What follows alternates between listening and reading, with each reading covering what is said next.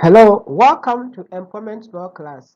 You'll be looking at section 5 of unit 6, major types of tort, category 2, session objectives.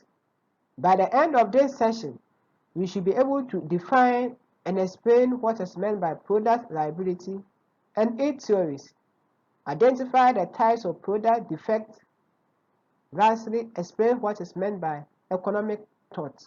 Now, what is product liability? Product liability simply refers to the manufacturer or the seller being held liable for placing a defective product in the hands of the consumer, the final consumer. So where the product is defective, the manufacturer or the seller could be held liable if the goods get into the hands or if the consumer consumes it. You should note that once the goods has been produced, normally we expect that goods will meet the ordinary expectation of the consumer. The ordinary expectation of the consumer simply means that the goods are free from defects or any danger to the health.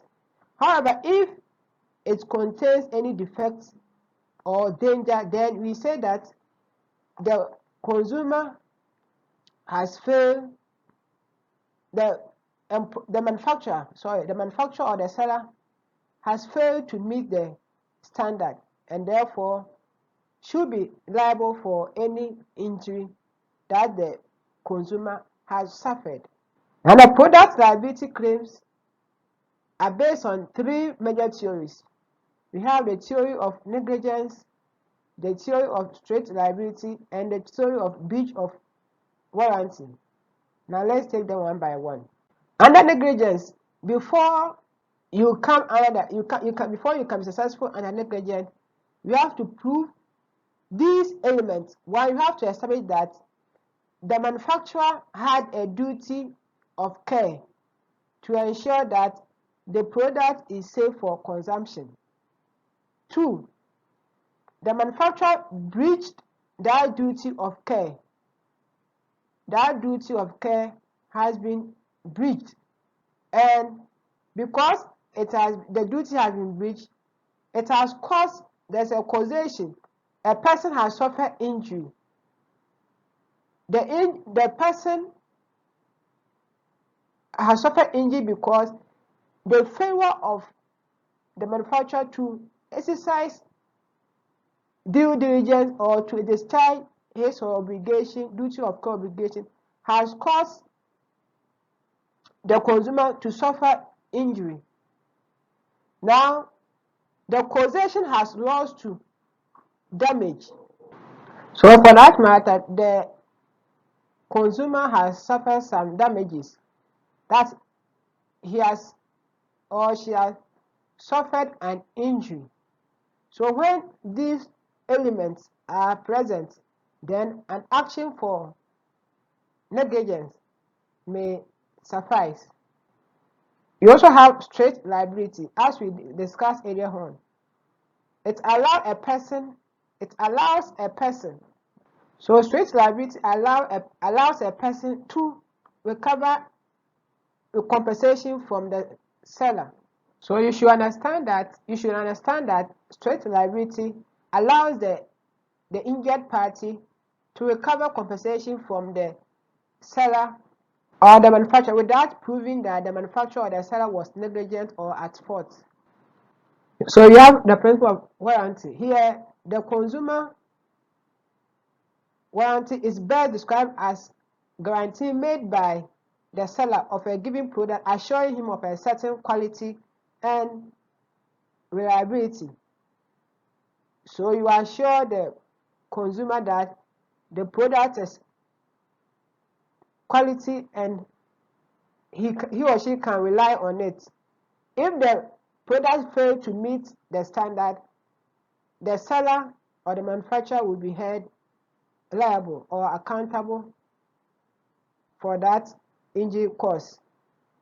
So here the consumer may hold the seller accountable and receive replacement or have the product fixed free of charge. You want to buy a product and the seller indicated that in fact this one will work 100%. It is perfect and it's quality. Therefore, if you rely on that warranty and you buy the item, sometimes they go ahead that if you use the product within this range and it's spoiled or damaged, you can bring it. The consumer can hold the seller responsible or accountable to that statement. We also have product defect responsible party. Now, who are responsible for product liability? We are saying that the product manufacturer is responsible. The manufacturer of all the components is also responsible. The one who do the assembly is responsible. Wholesalers may also be responsible, as well as retailers may also be responsible, depending on the role that you play for the goods to get to the final consumer. Let's now look at the types of defects. We have design defects, manufacturing defects, and marketing defects. The design defects probably has to go into the issue of the design, the container, the packaging. All those one will go into defective design. Now, the manufacturing design is normally at the point of bottling or manufacturing the product. Those defects, like if you fail to ensure that the container you have put the item in is clean, or you have not mixed certain chemicals, wrong chemicals, which will have the effect of causing harm to the others. For instance, if it's a body cream, you fail to mix the right proportion of the ingredient. Marketing defect. Here is whereby the manufacturer failed to put certain warnings, especially when it contains danger. A typical example is you see cigarettes. There will be inscription that it harms the health of the one who is taking it. You have to give a description so that those who are going to use will know that if I use this for this effect. So a medicine too, when they try to write the side effects, all those are part of the marketing defect. So if you fail to bring all these things to the attention of the consumer, you'll be held liable. Let's move to economic thoughts. Economic thought protects. So economic thought protects a person's trade or business from at which the law considers to be unaccepted. So it deals with a person's trade or business from at which the law considers is unaccepted. And you look at some of these thoughts. We have procuring a breach of contract.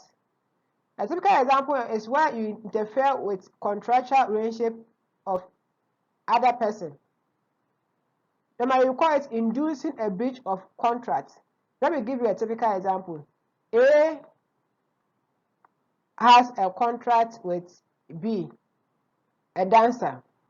Because C wants A to work for him, he will try any means possible to influence B to breach the contractual obligation between A and B, so that B will now move to C. Here, if A sees that A can sue B for causing or influencing B to breach the contract. We also have causing loss by unlawful means. This one you normally refer to as unlawful interference. So when you use unlawful means to cause harm or loss to a person's business or interest in business, it also constitutes a economic thought. We also have conspiracy. Conspiracy here is an agreement between two or more persons To use means or whether lawful or otherwise, the prominent or real purpose of which is to injure the claimant, also known as conspiracy to injury. To use unlawful means to damage the claimant.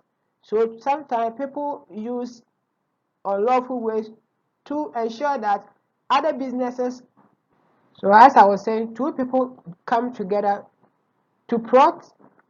Sorry. So two people come together to plot something evil against the claimant's business. So the claimant here is the one who is bringing the action.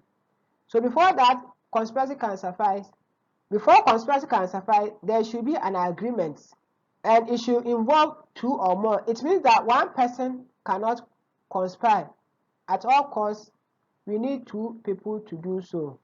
In this session, we have attempted to explain product liability, theories of product liability, types of product liability, types of product defect, and economic tort. Thank you and have a nice day.